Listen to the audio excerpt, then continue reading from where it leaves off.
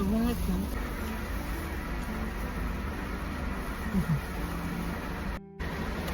Guys, stranded na naman.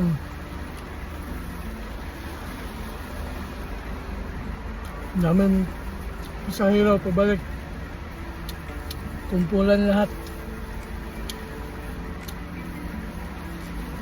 Maulan pa tsaka hangin.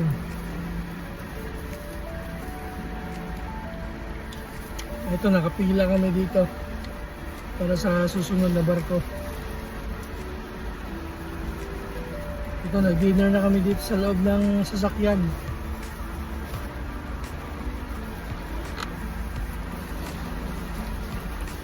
Oras, mag-alas 10 na.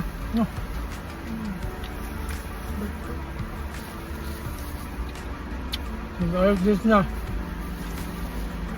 Yan pa kami dinner. Dahil sobrang traffic.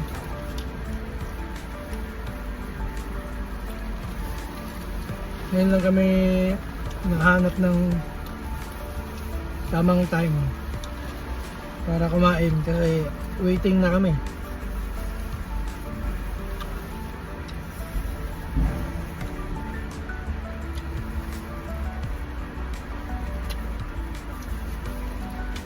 Basa kami.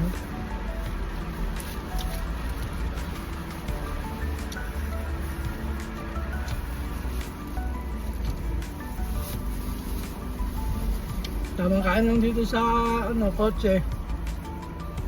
Lakas ng ulan. Kanina pa to. Walang tigil, nasa biyahe pa kami.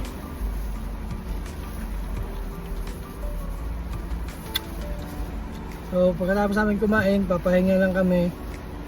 Tapos antay na lang kami na tawagin para sa susunod na barko.